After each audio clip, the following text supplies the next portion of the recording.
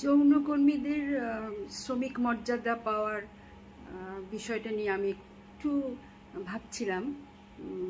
এক্ষেত্রে নারী যৌনকর্মীরাই নিশ্চয় গুরুত্ব পাচ্ছে।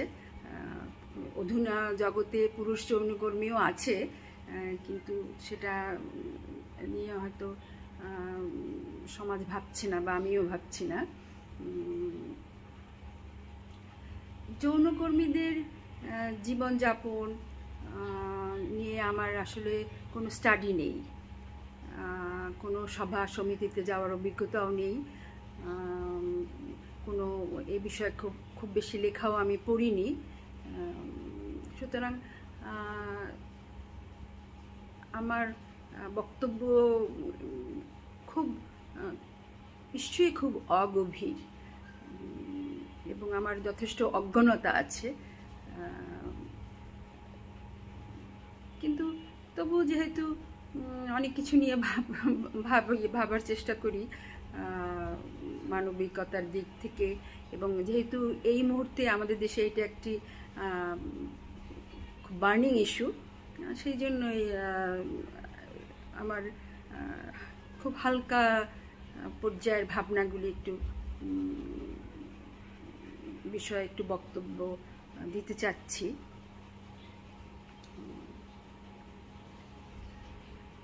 আমি ভাবছি যে এই যে যৌনকর্মীর জীবন, এখানে কোনো নারী এই জীবন নিয়ে কি সুখী? খুব উচ্চতর পর্যায়ে যেসব নারী আছেন শিক্ষায় বা অর্থনৈতিক সামাজিক অবস্থানে, তারা যখন এই পেশায় আসেন, অবশ্যই মনে হয় তারা গোপনে আসেন, কিন্তু সেখানে তাদের হয়তো অনেকটা উচ্চতর জীবনযাপনের আকাঙ্ক্ষা, লোভ, নিশ্চয় তাদেরও কারো কারো ব্যক্তিগত দায় থাকে, দায়িত্ব থাকে, সেখান থেকেও তারা করে। তারপরও ধরে নেওয়া যায় যে, ধরে নেওয়া ঠিক না, মানে হয়তো এইভাবেই দেখে আসছে যে তারা তাদের পেশাগত হোক, অর্থনৈতিক হোক বা যে কোনো অবস্থানে তাদের অনেক উচ্চ আকাঙ্ক্ষা থাকে, সেই কারণে তারা এই পথটা অবলম্বন করে। তারা হয়তো সেটা নিয়ে সুখী, কিন্তু দরিদ্রপল্লীতে যেসব নারীরা এই পেশায় জীবনযাপন করে, তাদের মধ্যে হয়তো এরকম নারী খুঁজে পাওয়া খুবই কষ্টকর হবে যারা এই জীবনটা নিয়ে, এই পেশাটা নিয়ে সুখী আছে। হয়তো অনেকের মনে করে যে এর থেকে তো আমাদের উদ্ধার পাওয়ার কোনো উপায় নেই, এখানে এইভাবেই আমাদের বাঁচতে হবে বা আমাদের পরিবার পরিজনকে বাঁচাতে হবে, সুতরাং দুঃখ করে লাভ নেই, এটা নিয়ে আমরা যতটুকু সুখী থাকা যায়। অথবা যে সমস্ত সন্তানরা ওখানে জন্মগ্রহণ করে, সেই সব সন্তানদের মধ্যে মেয়েরা হয়তো মনে করে যে তাদের কাছে এইটাই, ওই যৌনপল্লীটাই পৃথিবী, হ্যাঁ, এইটাই তাদের কাছে স্বাভাবিক, হয়তো সেই স্বাভাবিকতার সুখ তাদের মধ্যে আছে। কিন্তু প্রধানত এই পেশা নারীরা চায় না। তো আমরা সামাজিকভাবে, রাষ্ট্রীয়ভাবে কি ভাবব, কি আমাদের কাজ, তাদেরকে এই পেশাটা বাঁচিয়ে রাখার জন্য, এই পেশায় তাদের বাঁচিয়ে রাখার জন্য তাদের মর্যাদা দিব না, অমর্যাদা হোক সেটা না, কিন্তু এই পেশাগত স্বীকৃতি দিয়ে এই পেশাটাকে স্থায়ী করার চিন্তা করব, নাকি এখান থেকে তাদের উদ্ধার করে অন্য পেশায় স্থানান্তরিত করার চেষ্টা করব আমি সেটা নিয়ে একটু ভাবছিলাম।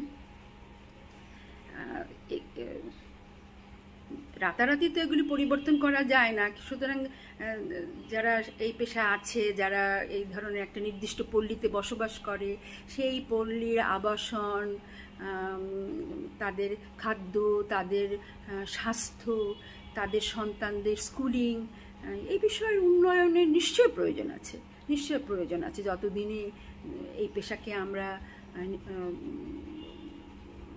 পেশা থেকে তাদের মুক্তি দিতে না পারি ততদিন পর্যন্ত তাদের এইটার প্রয়োজন আছে। আরেকটা কথা কিছুটা জেনেছি যে সামাজিকভাবে যেহেতু আমাদের সমাজে যৌনতা মুক্ত নয়, সেই জন্য পুরুষের তো আসলে পুরুষ তো একটা ভোগী শ্রেণী, তারা অনেক কিছু ভোগ করে কিন্তু তাদের দায় থাকে না। তো যাই হোক, সেই অনেক সামাজিকতায়, অনেক পেশাগত কারণে, অনেক কিছুর জন্য অনেক শ্রেণীর পুরুষদের যৌনপল্লীতে যাওয়ার প্রয়োজন আছে। যদিও ইউরোপ আমেরিকায় যৌনতা মুক্ত, তারপরও সেখানে অনেক উচ্চতর লেভেলেরই যৌনপল্লী আছে। তো তবুও এই আমাদের ধরনের সমাজে সেই পুরুষের প্রয়োজনও বা সমাজের পুরুষ যেন নানা রকম বিশৃঙ্খলা না করে, সে কারণে সেই শৃঙ্খলার জন্য যৌনপল্লীর প্রয়োজনীয়তার কথা অনেকে বলে, কিন্তু সেটাও খুব প্রশ্রয় পাওয়ার বিষয় নয় বলে আমি মনে করি। আর কিন্তু এই যৌন কর্মীদেরকে শ্রমিকের মর্যাদা দিয়ে এই পেশাটাকে স্বীকৃতি দেওয়ার চেষ্টা করব, নাকি এই জীবন থেকে তাদের মুক্ত করার চেষ্টা রাষ্ট্র করবে আর কি।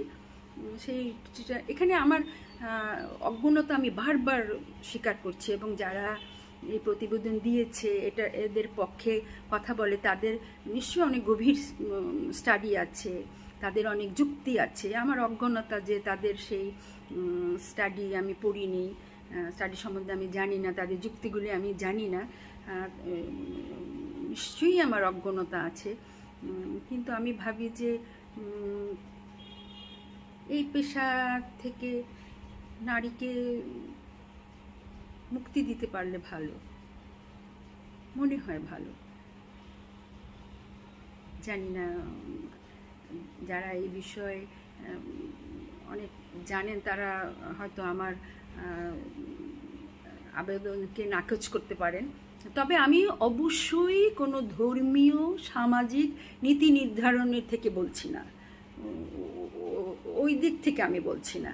তাদেরকে সমর্থন দেওয়া অযৌক্তিক মনে করি আমি শুধু মানবিকতার দিক থেকে এবং বিশেষভাবে একজন নারী হিসাবে এইটুকুই কেবল ভাবছি যে পেশাটাকে মর্যাদা দিয়ে স্থায়ী করব, নাকি এই পেশা থেকে এইসব অসহায় নারীদের মুক্ত করার কথা ভাবব। ধন্যবাদ।